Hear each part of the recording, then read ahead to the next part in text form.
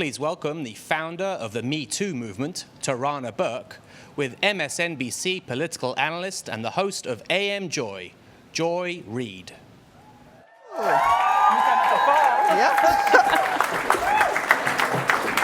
Hello. All right. Right. Hello, everyone. Hello. All right, we're going to jump right into this. Tarana, it's always great to see you. Oh, good to see you too. And you know what? It strikes me in coming here to interview you that I've never actually had the chance to really hear you tell me your whole story of how, and I know it's a difficult one, but of how you came to this point where you created the Me Too hashtag. Tell me where that came from. The work before the hashtag. Yeah. I was living in and working in Alabama in 2002, 2003. And I co-founded an organization for girls called Just Be Inc.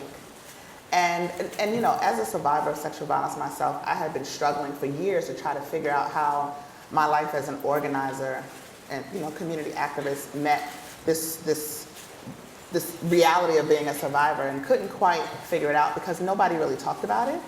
And it wasn't, and people still don't really think of sexual violence as a social justice issue. So in the way that we kind of take to the streets around police brutality or economic injustice, people weren't organizing around it. But when I was doing this work with young girls, there were so many of them who were disclosing, so many of them who had experienced sexual violence. And it occurred to me that, one, they needed somebody to say, you know, that healing was possible, but also that so the way our program was set up, we were in the junior high school, local junior high school, there's only one in the city. That meant all of the 7th and 8th grade girls came through our program.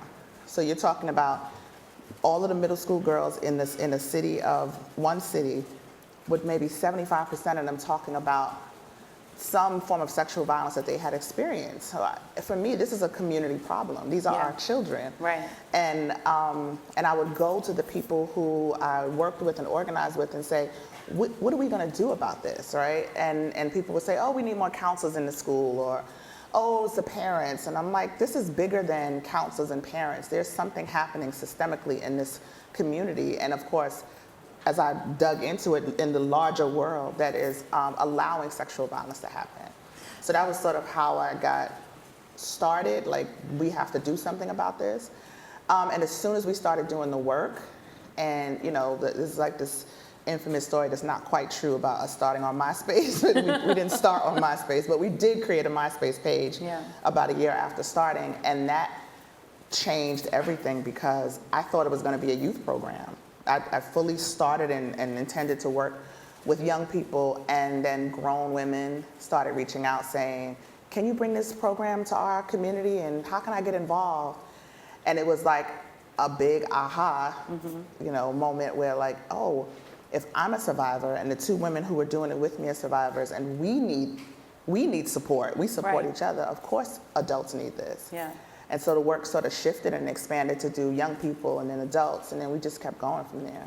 And when you created the hashtag, I didn't create the hashtag. Oh, okay. You created the program. Right. Tell us, give us the difference then. Well, the difference, and I think we have to really make a distinction nowadays. In 2017, Alyssa Milano tweeted out Me Too in response to, tweeted out saying, women who have experienced sexual assault or sexual harassment to say Me Too. And then, you know, obviously a wave of people responded to that. While that was happening, there's a whole community of people who know that I do this work, and this is, you know, and I have a whole body of work under Me Too, and kept saying, why don't I hear you in here? Why don't I see you in here? And so then that's how we got connected, because Alyssa was like, oh, I didn't know you created this work. And what it allowed me to do was come in and give context to the moment.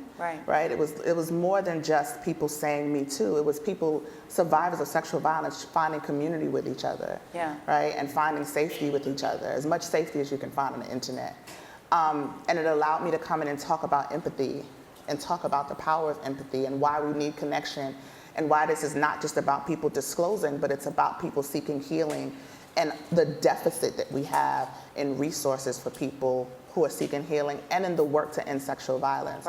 So it allowed me the space to elevate the conversation some, and continue to try to, what I think my role in this moment is to continue to keep bringing the focus back to the people who actually said Me Too. Right. And the thing that's challenging, I think, for a lot of people is that the hashtag Me Too version of it became so focused on what's happening in Hollywood, what's happening among famous people, what's happening among affluent people, and quite frankly, what's happening among white women. That there was a sense among a lot of women of color, wait a minute, what about us? Where are we? Right. You know, this question comes up all the time, and I think I think about it in segments. Definitely, hashtag Me Too was in response to what was happening in Harvey Weinstein and in Hollywood. But there's a way in which we talk about that, even that those women, those brave women who came forward and told their stories, get painted as villains, as if they came forward and did something to take something from us.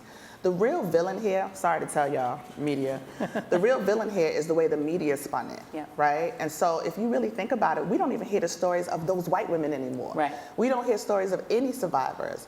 So of course, if you're not talking about rich white women in Hollywood, you're not gonna talk about poor black women in the Bronx, right? And so what happens is that the women of color, trans women, queer people, our stories get pushed to the side, and our pain is never prioritized.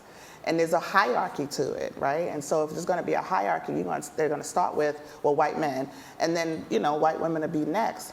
But the white women from Hollywood didn't do anything, and I want to be clear that they are survivors too.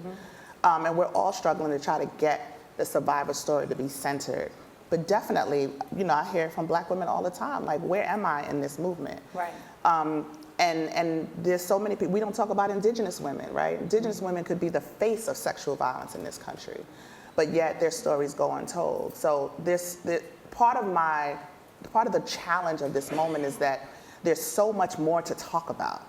And every time Me Too pops up in the media, it's attached to somebody who's accused or somebody who's on trial or some debate about has it gone too far. And I'm like, what's too far? Right. Well, let's talk about that, because one of the sort of themes of the evolution of talking about this movement is the question of backlash, the question of men not knowing how to operate in a world in which Me Too is the predominant sort of prevailing way we think about the interactions between men and women. What do you make of that narrative, that backlash narrative? Oh, I wish we had so much more time. Because there's a couple of things. One, the thing that I say first is that men should be upset about the way they're painted, right? Me Too is not a woman's movement. Yes, it was women that came forward and talked about it. Yes, it was about women in Hollywood initially coming forward. But men's first role in this movement is as survivors. We don't even acknowledge men as survivors. That's to start with. The second thing is that we have to talk about, like, what I've realized in the last year is people are okay when you're talking about the big, scary bad guy, right? Let's talk about Harvey Weinstein and R. Kelly, and let's move, like, all of these people, these big, boogeymen, if you will, right? And they're like, yeah, of course, get rid of them. But when we start talking about behavior, right, and we start talking about, like, hey, you make me uncomfortable, good guy, you know, the good guy who's an ally for women, who looks out for everybody, who, you know, who's a stand-up person, but maybe behaves in a way that is not, that is too permissive, then it's a problem. The reality is, if we want to really look towards ending sexual violence, we have to examine all of our behavior. This is across the board, however you identify on a gender spectrum. We have to examine all our behavior. And it's going to be uncomfortable. It's going to be things that we decided were okay that are not okay. Like this whole conversation about times have changed. Times haven't really changed, right? Yes, time moves on, but it was never okay to touch somebody without permission. Right. It was never okay not to have consent. But what Me Too has done is given cover for people to come forward and say, you know what, that thing makes me uncomfortable, or this is not okay. Is there a sense of frustration when you see people who have these accusations hanging over them, even the President of the United States, a Supreme Court justice or two, being able to simply go on with their lives?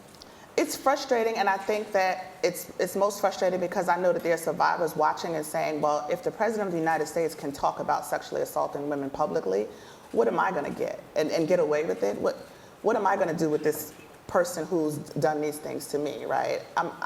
It's less about the individual, but it's about what they represent. You represent this bastion of power that is just, you can't break into it. You can't do anything with it. And so what you have is, I think that when Me Too went viral, there's a lot of hype around it. There's a lot of media hype around it, but there really isn't a sense of urgency. And the difference is that people, like when other things happen, like when Black Lives Matter, for instance, happened, there was a sense of urgency because people were dying in the street, right? There were people being shot and choked to death right in front of our eyes. When Me Too went viral, you had 15 million people respond to that tweet in 24 hours. And I keep saying that every single hashtag is a human being. Right. But because people can't see our wounds, because we wear them on the inside, people don't feel an urgency to do something about this. Yeah. But you have millions of people who are walking around saying, my life has been affected by this, adversely affected by this. We need policy change, we need law change, but we need culture change. And culture change only happens if people are willing to change. Yeah, indeed. Are you hopeful in the last 14 seconds of our time?